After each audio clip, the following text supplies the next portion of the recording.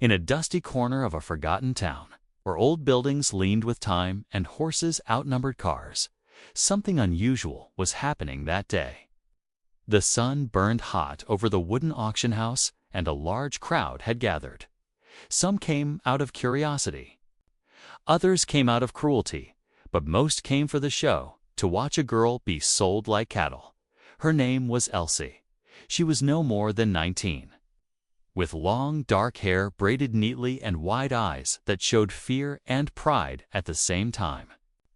People whispered she was the most beautiful girl the town had ever seen, but what brought her to that auction stage was not beauty. It was desperation. Her family was gone. Her parents died 2 winters ago in a sickness that swept through the valley. The farm was taken by the bank. The neighbors turned cold, and with no money, no home. And no one to protect her, she became a shadow in her own land. Then a cruel man named Boone made her an offer. "Come stand on my stage," he said, chewing on a toothpick. "I'll make sure you never go hungry again." Elsie didn't know what to do. She refused at first. But 3 days of hunger and cold nights changed her mind. She wasn't selling her body, or so she believed. She was auctioning her future. And maybe someone kind would win as the clock struck noon. Boone clapped his hands. "Gentlemen," he shouted, "today, for the first time in this town's history, we present something truly rare." The crowd whistled, hooted, some even laughed. And then Elsie stepped out, wearing a simple dress, her face red with shame, but her back straight like a soldier. "She's untouched." Boone smirked. A real virgin, raised right, strong, loyal, and obedient. Men began shouting numbers. 500, yelled a rancher from the back. 700, came another voice. 1,000, shouted the banker's son with a crooked grin. Elsie didn't look at them. She stared at the ground. Her hands trembled slightly. But she refused to cry. Each number shouted felt like a knife. Each laugh was a chain wrapping around her dreams. In the back of the crowd stood a man with broad shoulders, dusty boots, and a worn-out hat pulled low. His name was Jacob. He was a single father. A quiet man, often alone, working long hours on his land to raise his little daughter. His wife died giving birth, and since then, he never looked at another woman with love. He didn't believe he could feel anything again. Jacob hadn't come for the auction. He came to sell hay, but when he saw the crowd and heard the noise, he got curious and stepped closer. When he saw Elsie, something inside him stirred. She reminded him of someone, maybe of his wife, maybe of the innocence this town had lost. He watched her standing there, alone and scared. He saw men treating her like a prize animal, and something broke inside him. He stepped forward, his voice deep and calm. 2,000, he said. The crowd went silent, heads turned. Even Boone froze. No one expected that. Jacob never showed interest in anything but work, and now here he was, offering more than anyone. Boone cleared his throat. "Well, well, looks like we got a serious bidder," he said, going once. Jacob stood firm. Going twice, Elsie finally looked up. "Sold," Boone shouted to the gentleman in the hat. People muttered as Jacob walked up to the stage.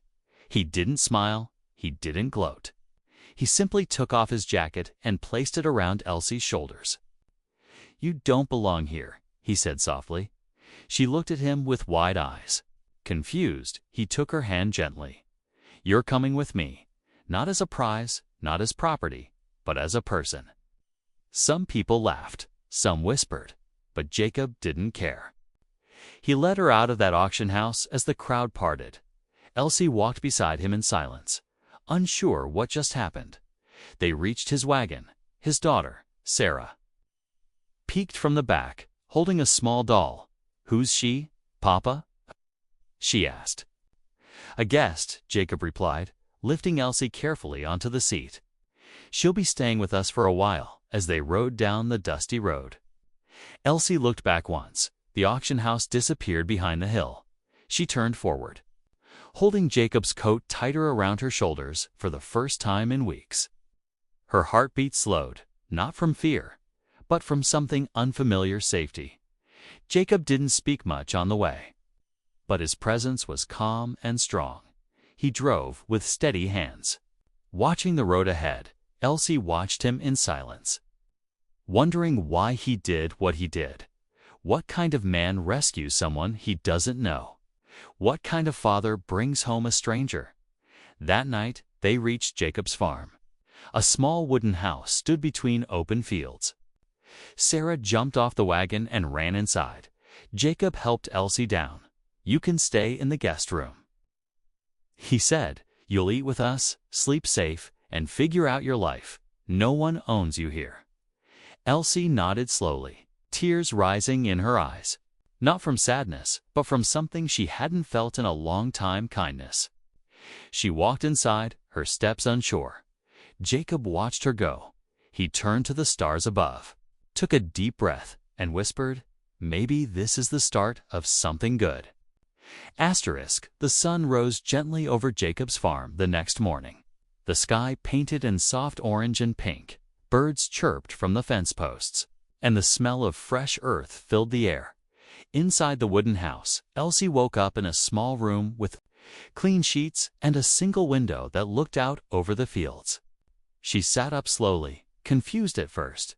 Then she remembered the auction, the crowd, and the man who stepped forward. Jacob. He didn't speak much. He didn't touch her or treat her like an object. He simply offered her safety. Elsie looked around the room. It was simple, but peaceful. A small table, a folded towel, and a dress hanging on the wall, not hers, but clean. She stood up and touched the fabric with her fingers. It was real, not a dream. Downstairs, the sound of pots clinking and a child laughing floated through the walls. She stepped out carefully, her bare feet silent on the wooden floor. She peeked into the kitchen. Sarah, the little girl, was sitting at the table swinging her legs while Jacob cooked eggs in a cast-iron pan. When Jacob saw Elsie, he gave a small nod. "Morning," he said. Elsie nodded back. "Good morning," her voice soft. "Sit, eat something," he said, placing a plate in front of her. She hesitated, not used to kindness, but her stomach growled, and she sat down quietly. Sarah smiled at her.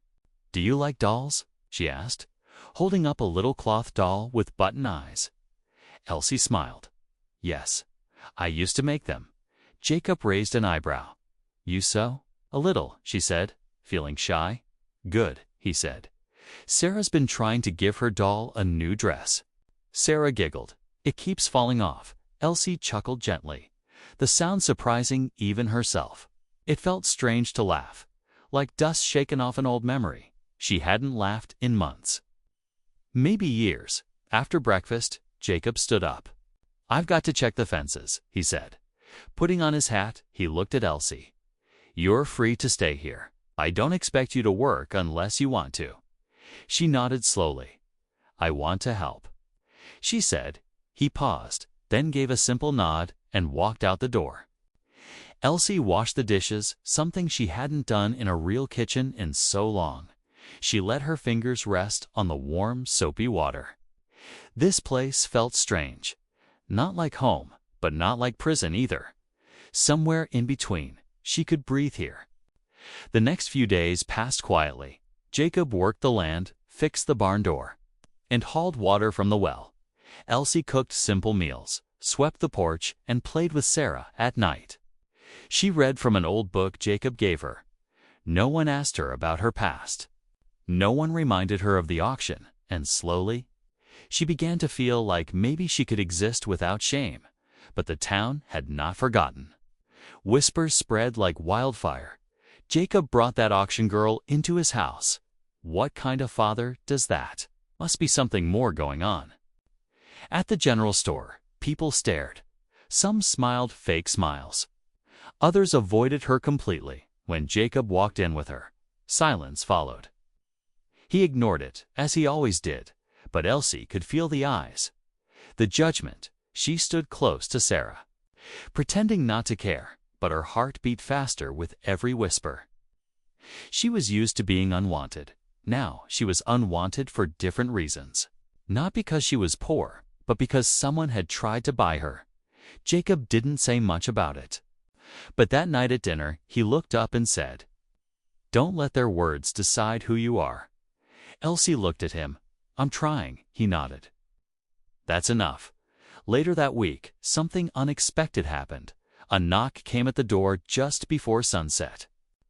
Jacob opened it to find the town preacher, a quiet man named Reverend Harlow. He removed his hat and stepped inside. "I heard about what happened," the preacher said. Looking at Jacob, then at Elsie, "I won't pretend the town isn't talking." Elsie tensed, ready to be shamed again, but the preacher surprised her. "I just wanted you to know. I see what you did, Jacob," he said. "You saved someone, and that's never a sin." He looked at Elsie. "You've been through more than most could bear." He said, "You don't owe this town anything, but if you ever want a place to pray or a friend to talk to, my door is open." Elsie's lips trembled. She whispered, "Thank you." The preacher nodded and left.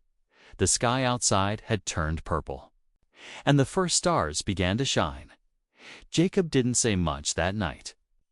He sat on the porch, smoking a pipe while Sarah played in the grass. Elsie sat beside him, watching the sky. She finally spoke. "Why did you really bring me here?" Jacob took a long breath.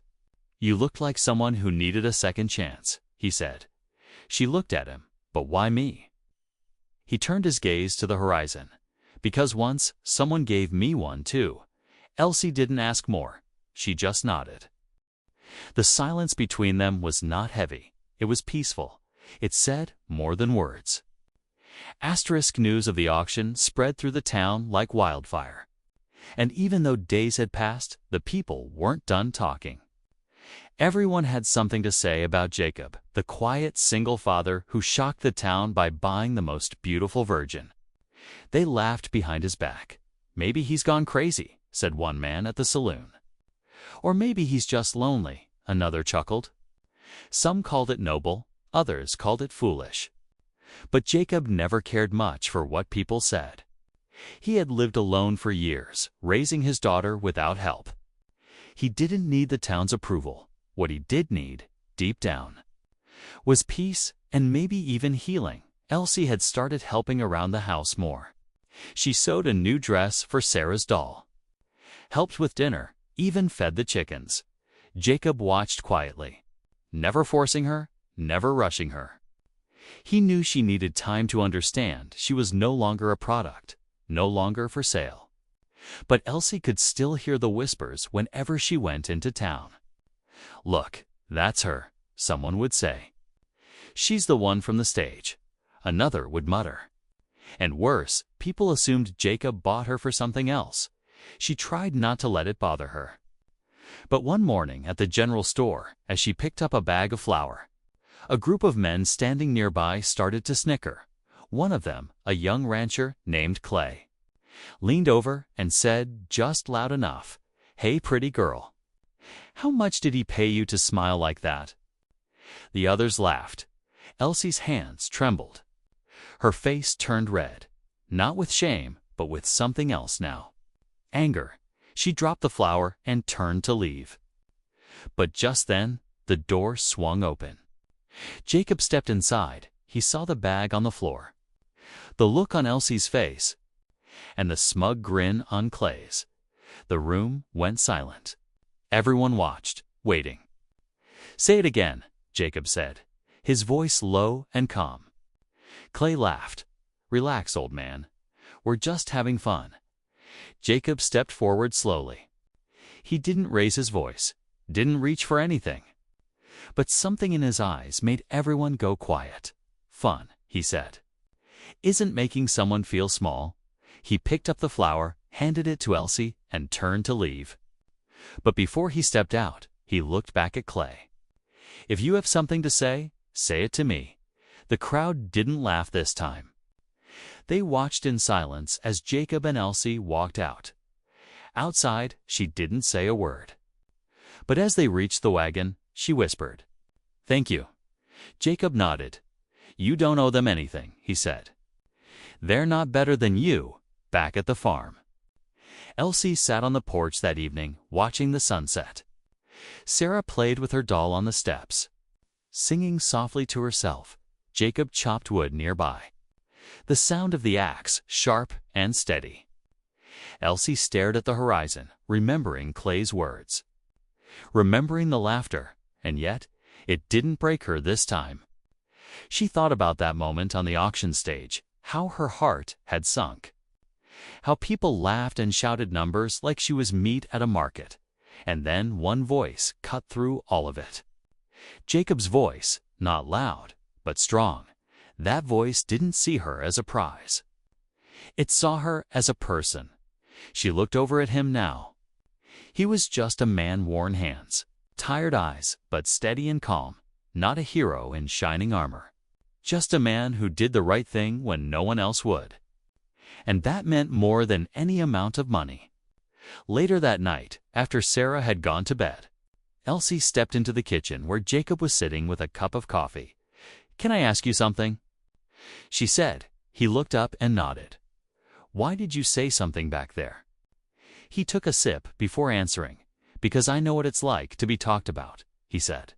When my wife died, people whispered things. Said I couldn't raise a child alone. He looked at her.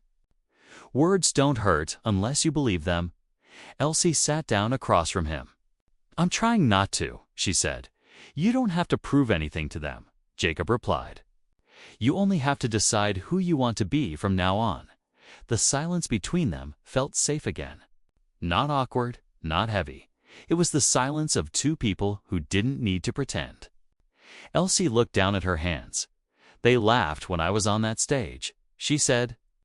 I felt like I didn't exist. Jacob shook his head. You existed, even then, he said. They just didn't want to see it. She nodded slowly, then whispered. I don't want to go back to being invisible. Then don't, he said simply. Here, you matter. That night, Elsie went to bed feeling different. The pain was still there. The past still burned in her memory. But something had changed. Someone had seen her, spoken for her. Stood up when others laughed, and now, for the first time in her life, she started to believe she was worth more than just survival. She began to believe she had a future. The days passed slowly on the farm. The summer air was warm, and the wheat in the fields swayed gently under the wind. Jacob worked from morning till dusk. His hands always busy, his mind always quiet.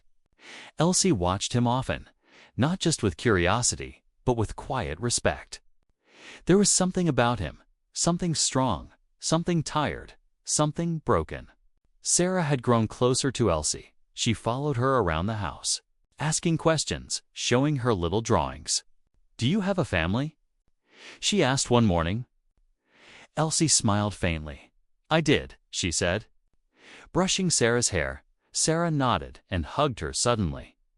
You can be part of ours, she whispered. Elsie's heart tightened at those words. She held the little girl close, but deep down, she knew she wasn't ready to believe she belonged. Not yet. That afternoon, while Jacob repaired a fence post, Elsie brought him a glass of water. He took it with a nod, wiping sweat from his brow. You don't have to keep doing this, he said, working so hard. Elsie shrugged. I don't mind. He looked at her for a moment, then asked, why did you really agree to that auction? She froze. The sun beat down on her shoulders, but a cold chill ran down her spine. I didn't have a choice, she whispered. Jacob stayed quiet, letting her speak. My parents died. The land was taken. No work, no food, she said. I thought, maybe someone kind would buy me. Jacob clenched his jaw slightly. The fact that such a thing even exists in this town, he said. It's shameful, she looked down. But you changed that, she said. You didn't take me home as a wife or a servant. I don't even know why, she added. Jacob took a deep breath. Because I saw you standing there. And I remembered something I'd buried a long time ago. Elsie glanced at him, confused. Jacob stood slowly, dusted off his hands, and walked toward the barn. She followed him, curious. Inside, he pulled out an old box from a high shelf. It was covered in dust and tied with twine. He untied it slowly, revealing photographs, old letters, and a folded baby blanket. "This was hers," he said, holding up the blanket. "My wife, Elsie, stayed quiet. She died the night Sarah was born," Jacob said. His voice heavy. She was young, scared, but strong. He pointed to a photo. She was just like you, in some ways, quiet. Proud, brave. Elsie's throat tightened. Jacob looked out at the setting sun beyond the barn doors. "After she died, I stopped talking to people. Stopped feeling anything," he said. "Just worked, just survived." He paused. "Then I saw you on that stage," he continued, "and something inside me cracked open." Elsie felt tears prick her eyes. "Why me?" she asked again. Jacob turned to her. "Because no one should have to face a crowd like that alone. And because I wish someone had stood up for her when she was scared." Elsie wiped her eyes. She looked at the photo again. She was beautiful. She said, "She had fire." Jacob replied with a small smile. "So do you." The moment between them was silent but deep. A shared pain, a quiet respect, an understanding that needed no words. That evening, they all sat on the porch, watching the fireflies. Sarah rested her head on Elsie's shoulder. Half asleep, Jacob sat with his boots off. His hat in his lap, Elsie looked at the stars and whispered, "Do you believe people can start over?" Jacob looked up. "I believe people can heal," he said. "Starting over is just a different way of growing." She nodded slowly. "I want to try," she said. "You already are," he replied, inside the house. The warmth of the lanterns glowed softly outside. The wind carried the scent of the earth and hay. The past hadn't vanished. The pain hadn't disappeared, but that night, something stronger was growing, a sense of safety, a sense of home, a bond that didn't come from blood, but from choice and choice. Jacob believed was more powerful than fate. Jacob's house was warm, not because of the fireplace or the summer sun outside, but because of the way things moved gently inside. The laughter of a little girl, the smell of stew simmering on the stove, the calm silence shared at the table. Elsie had been living there for weeks now, and the house didn't feel strange anymore. But one thing remained clear. She had entered Jacob's home, not his heart. Jacob was kind, patient, respectful. He never raised his voice, never touched her, never crossed a line. He gave her space, gave her trust, gave her a place to belong, but there was a wall inside him, something invisible, and no matter how warm he was, it stood between them like stone. Elsie sometimes caught him staring out the window, deep in thought. Sometimes he would run his fingers over his late wife's old letters or sit alone on the porch long after dark. He cared. She knew he did, but it was a quiet kind of care, like a farmer tending to a garden he no longer believed would grow. One night, as she folded laundry by the fireplace, Sarah came running in with her arms wide open. "Mama," she said without thinking. Wrapping her arms around Elsie's waist, the word hit like a thunderclap. Elsie froze, her hands full of folded shirts. Jacob stepped into the room at that exact moment, his eyes meeting hers. For a second, no one spoke. Then Sarah pulled back, her cheeks red. "I mean, Miss Elsie," she whispered. Elsie knelt down and smiled softly, brushing Sarah's hair. "It's okay, sweetheart," she said gently, but she could feel Jacob watching. He wasn't angry, just surprised. He gave a small nod and walked out the door without a word. That night, Elsie couldn't sleep.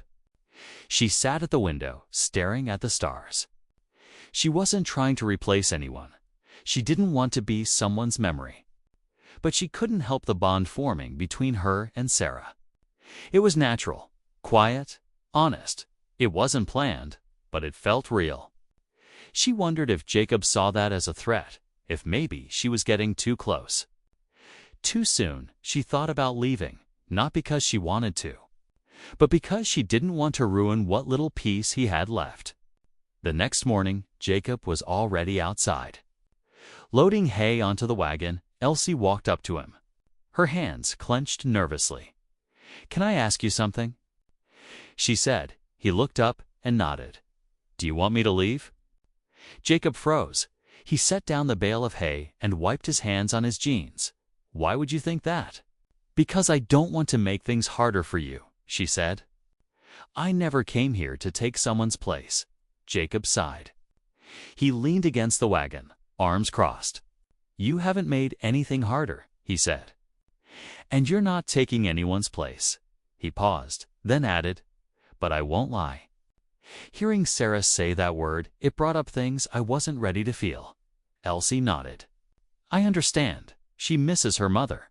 Jacob said, "She doesn't remember much. But sometimes I catch her looking at your hands, the way you tuck her in. The way you braid her hair. She's just a little girl trying to feel loved." Elsie felt tears sting her eyes. "I'm not her mother," she whispered. "But I do love her." Jacob looked at her then. "Really looked, and she loves you," he said. "You've brought something back to this house, something I thought was gone forever." Elsie blinked fast, trying to hold back the tears. "I just don't want to hurt anyone." "You haven't," Jacob said, his voice firm. "But I need you to know something. I'm still healing." "There are days I look at you and see the future," he said, quietly. "And other days I look at you and feel like I'm betraying the past." Elsie nodded. "I get it," she said softly. Jacob stepped closer. Not touching her, just standing nearby. "I'm not asking you to stop caring," he said. "And I'm not asking you to wait for something I'm not ready to give. I just want us to be honest." She smiled through her tears. "I can do that." They stood in silence, the wind brushing past them. No promises were made, no romance spoken. But there was understanding that mattered more than any confession from that day forward. Elsie moved with more calm, more confidence. She knew where she stood, not in Jacob's heart, not yet, but in his world, and that was enough for now. She helped with the animals, repaired Sarah's shoes, and even started writing again in a little notebook she found in the attic. She wrote about her journey, her fears, her quiet hopes, and every evening as she sat by the fire, Sarah beside her and Jacob across the room reading in silence, she felt something blooming. Slowly, gently, but surely, it wasn't love yet. But it was the road leading to it. The morning sun poured through the windows as Sarah giggled on the front porch. Elsie was braiding the little girl's hair while sitting on the old wooden steps. A basket of clothes rested beside them, waiting to be washed lately. This had become their routine: soft laughter, simple chores, quiet peace. And while the house still carried the memory of pain, it was now filled with the light of new beginnings. Jacob stood inside the doorway, silently watching them. He held a coffee cup in his hands, but had forgotten to drink it. His eyes rested on Sarah's smile. It had been so long since he'd seen her that happy. He knew it wasn't just time healing her, it was Elsie. Sarah had started talking more, laughing louder, even sleeping better. She would run to Elsie with her schoolwork, ask her to read stories, and hold her hand when walking through the fields. Once, when she tripped and scraped her knee, it was Elsie she called for, not her father. Jacob had felt a sting in his chest that day, not jealousy, but realization. That bond between them had grown stronger than he expected. Later that evening, while they sat at the dinner table, Sarah held up a piece of paper. "I drew our family," she said proudly. Jacob and Elsie looked at the drawing. It showed a little house, 3 stick figures, one big man. One woman with long hair and a little girl holding their hands. Jacob cleared his throat and glanced at Elsie. She looked down at the table, trying not to let the emotion show. "That's a nice drawing," Jacob said softly. Sarah nodded. "That's us now," she said. "Right, Papa?" Jacob didn't answer right away. He looked at Sarah, then at Elsie, and gave a small nod. "Yes, sweetheart," he said. "That's us." Elsie didn't speak much that night. After dinner, she went out to the porch alone. The stars were bright, the wind cool on her face. She stared up at the sky, wondering if she belonged here. She loved Sarah, there was no doubt about that. But was that enough to build a life? Jacob stepped out quietly and sat beside her. He didn't speak right away. Just passed her a cup of warm tea. They sat together. Listening to the crickets in the grass. "She loves you," Jacob said after a while. Elsie nodded. "I love her too." Jacob looked at the sky. "She lost her mother before she learned what that word meant," he said. "But now, I think she understands it." "Because of you," Elsie looked at him, her voice soft. "And you?" She asked, "What do you feel?" Jacob didn't answer immediately. He looked down, rubbed the edge of his cup with his thumb. "I feel grateful," he said at last. "You've given her something I couldn't, a softness, a gentleness I lost after my wife died." He turned to Elsie. "But I'm also scared," he admitted, "scared that I'll let you both down, or that I'll want something I don't deserve." Elsie's heart beat faster. She wanted to reach for his hand, but held back. "You've never let either of us down," she said. "And maybe you deserve more than you think." Jacob smiled faintly. "That's the first time in years someone said that to me." The next day, Sarah caught a fever. Nothing serious, but enough to make her weak and quiet. Elsie stayed by her side, cooling her forehead with a damp cloth, reading softly from her favorite book. Jacob paced the room, worried, his hands shaking. That night, as Sarah slept fitfully, Jacob sat beside Elsie on the floor. He looked at his daughter and whispered, "When she was born, I didn't know how to be a father. I still don't." Some days, Elsie leaned her head against his shoulder. "You're doing just fine," she said. In that quiet moment, Jacob turned to her. His hand reached up, slowly brushing a strand of hair from her cheek. Their eyes met. For the first time, there was no wall, no fear, no hesitation. But he pulled back, not because he didn't want more, but because he respected her too deeply to rush it. "I'm not ready yet," he said. Elsie nodded. "I can wait," she whispered. "Not because I have to, but because I want to." Jacob looked at her with something close to awe. "You're the strongest person I've ever met," he said. She smiled gently. "And you're the kindest." Sarah stirred in her sleep, murmuring something sweet and soft. They both turned toward her, and in that moment, without speaking it aloud, they knew something had changed. The bond between the child and Elsie had not only healed the girl, it had begun healing the father, and maybe, just maybe, it was starting to heal Elsie too. Summer faded into fall. The leaves turned golden, the air grew cooler, and the sky seemed wider above the farm. Life moved gently inside the house, like a quiet song. Elsie took care of Sarah as if she were her own. Jacob worked the land, his hands rough but steady, his heart slowly mending. But while peace had found a home on the farm, the town had not changed. The people still whispered. At the market, at the church steps, outside the schoolhouse, they talked. "She's still living with him," someone said. "No marriage, no promises. Just a girl he bought." The words stung, not because they were true, but because they came from people who never understood. Elsie heard them every time she went to town.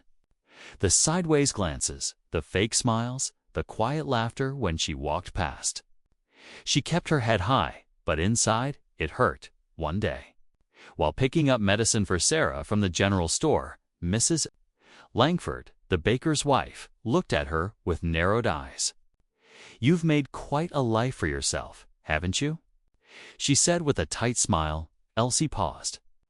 Unsure how to respond, Mrs. Langford leaned closer, her voice sharp. "Some of us had to earn our place in this town, not be auctioned for it." Elsie didn't speak. She simply took the medicine, turned, and walked away. Outside, the cold wind hit her face. But the sting of those words hurt more than the breeze. She wanted to scream. She wanted to tell them everything about the hunger, the fear, the loneliness. But she knew they didn't care. Back at the farm, Jacob saw it in her eyes the moment she stepped down from the wagon. "What happened?" he asked. "Nothing," she said quickly. He didn't believe her, but he didn't press. Instead, he placed a hand gently on her shoulder. "You're safe here," he said. She nodded, tears silently falling down her cheeks. That night, as Sarah slept and the fire crackled low, Jacob sat beside Elsie. "You don't have to let them hurt you," he said. She looked at him. "How can I stop them?" "You stop believing them," he answered. "They don't know you. They don't know what you've survived." Elsie let out a bitter breath. "They think I don't belong." Jacob reached into a drawer and pulled out an envelope. Inside, it was a land deed. He placed it in front of her. "This farm. I'm adding your name to it." She stared at him in shock. "What?" "You belong here," he said. "This is your home, too." Elsie shook her head. "I haven't earned that." Jacob leaned forward, his voice firm but gentle. "You've earned more than land," he said. "You've earned trust, love, family." The next Sunday, Jacob did something no one expected. He took Elsie and Sarah to church. It was the first time since his wife's funeral that he had walked through those doors. The room went silent as they entered. Whispers started instantly. But Jacob didn't flinch. He held Sarah's hand, and Elsie walked beside him with her head held high. They sat in the front row, and when the preacher spoke about forgiveness, kindness, and the strength to stand against judgment, Jacob nodded. He wasn't just there for worship. He was making a statement. After the service, as people filed out, the preacher came over. "Good to see you again, Jacob," he said with a warm smile. Jacob nodded. "Good to be here." Elsie stood quietly beside him, unsure what would happen, but then the preacher turned to her and said, "You're always welcome here, no matter what others say." Some people looked uncomfortable. Some looked away, but others began to soften. A few kind women smiled at Elsie. One even handed her a basket of fresh bread. It wasn't much, but it was a start. Back at home, Elsie sat on the porch alone. She watched the wind move through the trees. Jacob stepped out and joined her, sitting quietly. "I don't want to be someone you saved," she said suddenly. "I want to be someone you chose." Jacob looked at her.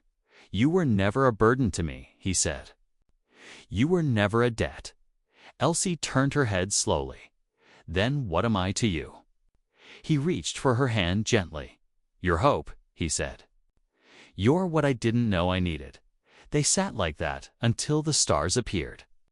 The judgment of the town didn't vanish overnight. But it no longer mattered. What they had was real. And no whisper could erase that truth. Winter came early that year. The wind was sharp, the fields turned white, and the nights grew longer than the days.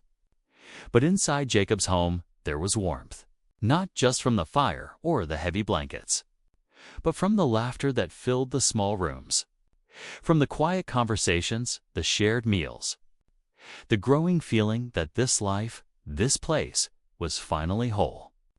Sarah had started calling Elsie Mama again, not by mistake, not out of confusion, but by choice, and this time Elsie didn't correct her. She just smiled and held her closer.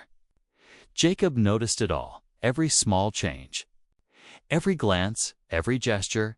He didn't say much, But something in his eyes had softened. The weight he carried for years had begun to lift. And though he hadn't spoken the words yet, the truth sat quietly in his chest, waiting. One evening, the snow fell gently outside as they all sat by the fire. Sarah rested with her head in Elsie's lap. Half asleep, Jacob sat in his chair. Watching the flames, Elsie looked at him across the room. The firelight danced on his face. She had grown to read his silences, to understand the things he didn't say, and she knew he loved her. Even if the words hadn't passed his lips, she could feel it in everything he did. She broke the silence with a whisper. "Do you still miss her?" Jacob looked up slowly. He didn't answer right away. Then he nodded. "Yes." He said softly, "I always will." He paused, then added, "But loving her doesn't stop me from loving again." Elsie looked down at Sarah. "Sometimes I wonder if I deserve this," she said. Jacob stood up and walked over to her. He knelt beside her, his voice low and steady. "You deserve more than this," he said. "You deserve peace, family. Love, all of it." Elsie's eyes filled with tears. She reached out and touched his face gently. "And you?" she asked. "Do you believe you deserve it too?" Jacob closed his eyes for a moment, then opened them. "I didn't. Not for a long time," he said. "But you changed that."